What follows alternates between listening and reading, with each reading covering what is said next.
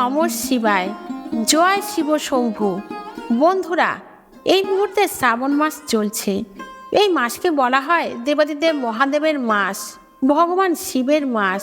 শাস্ত্রমতে এই মাসে নিষ্ঠা ও ভক্তি সহকারে তার আরাধনা করলে মনের সমস্ত ইচ্ছা পূরণ হয়। বন্ধুরা, এই শ্রাবণ মাস যেহেতু ভগবান শিবের মাস, তাই এই মাসে শাস্ত্র অনুসারে আমাদের কিছু কিছু খাবার খাওয়ার থেকে যেমন বিরত থাকার কথা বলা হয়েছে, ঠিক তেমনি এই শ্রাবণ মাসে এমন বেশ কয়েকটি আহার রয়েছে যা আমাদের গ্রহণ করা প্রয়োজন। এতে আমাদের শরীর, মন এবং স্বাস্থ্য ভালো থাকে। বন্ধুরা, শিব পুরাণ এবং লিঙ্গ পুরাণ মতে এই শ্রাবণ মাসেই সমুদ্র মন্থন হয়েছিল, আর এই সমুদ্র মন্থন থেকে উঠে আসা বিষ নিজের কণ্ঠে ধারণ করেছিলেন দেবাদিদেব মহাদেব, তাই তাকে নীলকণ্ঠ বলে অভিহিত করা হয়। যেহেতু এই শ্রাবণ মাসে প্রকৃতি থেকে বিষ বা গরল উৎক্ষিত হয়েছিল, অন্যদিকে ঋতুচক্রের নিয়ম অনুসারে এই মাস প্রবল বর্ষার মাস।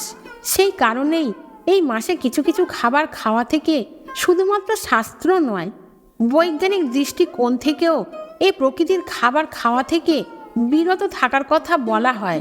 পাশাপাশি সমুদ্র মন্থনে বিষ এবং গরল উত্থানের পর শেষ পর্যন্ত অমৃত উঠে আসে। তাই এই মাসে এমন কিছু খাবার রয়েছে যে খাবার খেলে আমাদের শরীর সুস্থ থাকে এবং আমাদের রোগ প্রতিরোধ করার ক্ষমতা বাড়ায়। আজ এই ভিডিওর মাধ্যমে আপনাদের সেই সমস্ত খাবার প্রসঙ্গেই বিস্তারিত আলোচনা করব। আশা করি দর্শক বন্ধুরা এই ভিডিওটি আপনাকে সমৃদ্ধ করবে।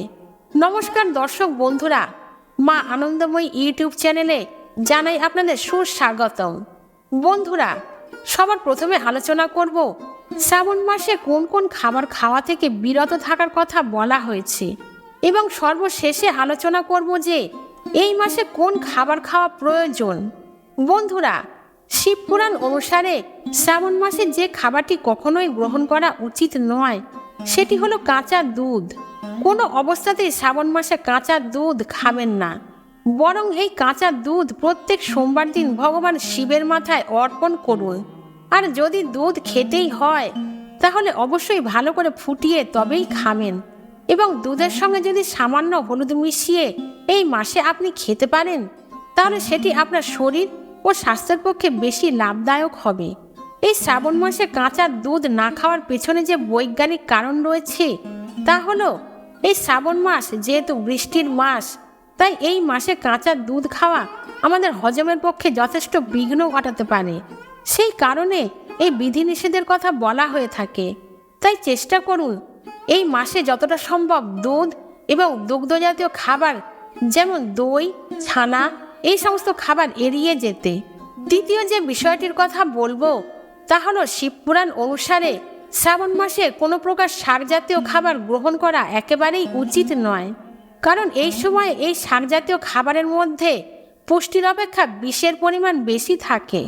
এর পিছনে যে বৈজ্ঞানিক যুক্তি তা হলো এই সময় যেহেতু শ্রাবণ মাস অর্থাৎ বৃষ্টির মাস, তাই বর্ষাকালে নানা রকমের ব্যাকটেরিয়া, পোকামাকড় এই সমস্ত কিছু এই শাকজাতীয় খাবারের মধ্যে জমে থাকে, আর তাই এই সময় শাকজাতীয় খাবার গ্রহণের নিষেধের কথা বলা হয়েছে। তবে একান্তই যদি শাকজাতীয় খাবার খেতেই হয় তাহলে অবশ্যই সেই শাককে ভালো করে গরম জলে ফুটিয়ে তবেই সেই খাবার গ্রহণ করা প্রয়োজন। তৃতীয় যে বিষয়ে কথা বলবো তা হলো বেগুন। এই মাসে বেগুন খাওয়া একেবারেই উচিত নয়। এর পিছনে যে বৈজ্ঞানিক কারণ রয়েছে তা হলো বর্ষাকালে এই বেগুনে যথেষ্ট পরিমাণে পোকামাকড় ধরে এবং বেগুন তাড়াতাড়ি নষ্ট হয়ে যায়। এর খাদ্যগুণ খুব একটা বজায় থাকে না। উল্টে এই সময় বেগুন খেলে অনেকের ক্ষেত্রে অ্যালার্জির প্রবণতা দেখা যায়। সেই কারণেই এই শ্রাবণ মাসে বেগুন না খাওয়ার কথা বলা হয়েছে। চতুর্থ যে বিষয়ে কথা বলবো তা হলো শ্রাবণ মাসে যদি আপনি ভগবান শিবের ভক্ত হয়ে থাকেন তাহলে এই মাসে আমিষ জাতীয় খাবার গ্রহণ করা উচিত নয়। যদি একান্তই তা সম্ভব না হয় তাহলে অন্তত প্রত্যেক সোমবার অতি অবশ্যই এই আমিষ জাতীয় খাবার পরিহার করা প্রয়োজন। এই দিন আপনি বাবার পূজা করুন অথবা না করুন, কিন্তু অতি অবশ্যই নিরামিষ আহার গ্রহণ করুন। পঞ্চমত, শ্রাবণ মাসে কোনো অবস্থাতেই মদ্যপান করা একেবারেই উচিত নয়। বিশেষ করে যারা এই সময় ব্রত রাখেন বা বাবার পূজা করেন, তাদের কোনো অবস্থাতেই মদ্যপান করা একেবারেই উচিত নয়। এই মাসে আপনি মাছেদের খেতে দিন। খাওয়ানোর সময় মনে মনে হরপার্বতীকে স্মরণ করুন। বন্ধুরা, এবার আপনাদের জানাবো যে শ্রাবণ মাসে কোন খাবারটি গ্রহণ করতে হয়। প্রথমে যে খাবারটির কথা বলবো সেটি হলো শ্রীফল, যাকে আমরা সাধারণ ভাষায় নারকেল বলে থাকি। হ্যাঁ বন্ধুরা, এই মাসে অন্তত একটি দিনের জন্য হলেও এই শ্রীফল তথা নারকেল গ্রহণ করার চেষ্টা করুন। পুষ্টির দিক থেকে এর গুণাগুণ অতুলনীয়। এতে ভিটামিন বি, সি, ই, ক্যালসিয়াম, ম্যাগনেসিয়াম এবং আরও বহু উপকারী উপাদান রয়েছে, যা আমাদের ইমিউনিটি শক্তিকে বৃদ্ধি করে। বিশেষ করে এই সময় আমাদের শরীরের যে কোনো ব্যাকটেরিয়া এবং ছত্রাকের আক্রমণের হাত থেকে রক্ষা করে।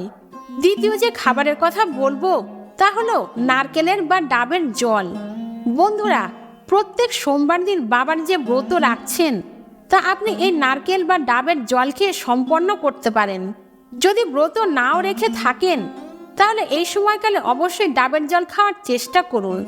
বন্ধুরা, যদি আপনি আপনার রোগ প্রতিরোধ করার ক্ষমতাকে বৃদ্ধি করতে চান তাহলে এর মতো পানীয় দ্বিতীয় আর নেই। মানুষের শরীরের প্রয়োজনীয় প্রায় সকল খনিজ উপাদান এই ডাবের জলে পাওয়া যায়, যে কারণে উপোস থাকার সময় ডাবের জল পানের কথা বলা হয়ে থাকে। তাই সম্ভব হলে প্রত্যেক সপ্তাহে অন্তত একটি ডাবের জল পান করার চেষ্টা করুন। এবং সর্বশেষ যে খাবারটির কথা বলবো তা হলো উচ্ছে বা করলা। বন্ধুরা, এই শ্রাবণ মাসে এই খাবারটি কিন্তু অবশ্যই একটিবারের জন্য হলেও খাওয়া প্রয়োজন। বন্ধুরা, এই সময় আমাদের শরীরে যে টক্সিন বা ক্ষতিকারক পদার্থ জমে, সেই ক্ষতিকারক পদার্থকে দূর করতে সাহায্য করে এই উচ্ছে বা করলা। এর অন্যান্য গুণাগুণ সম্পর্কে আপনি নিশ্চয়ই পরিচিত। তাই শ্রাবণ মাসে প্রত্যেক সপ্তাহে অন্তত একটিবারের জন্য হলেও এই উচ্ছে বা করলা খাবারটি গ্রহণ করার চেষ্টা করুন। বন্ধুরা, এই সমস্ত খাবার আপনার শুধুমাত্র পুষ্টিগুণ বাড়াবে না, এগুলি আপনার শরীরের ইমিউনিটি শক্তিকে বৃদ্ধি করবে। আশা করি দর্শক বন্ধুরা এই ভিডিওটি আপনাকে সমৃদ্ধ করেছে। ভালো লাগলে লাইক করবেন, শেয়ার করবেন। সকলেই ভালো থাকুন, সুস্থ থাকুন এই কামনা করে আজকের মতো ভিডিওটি এখানেই শেষ করলাম। নমস্কার, ধন্যবাদ। ঈশ্বর আপনার মঙ্গল করুন।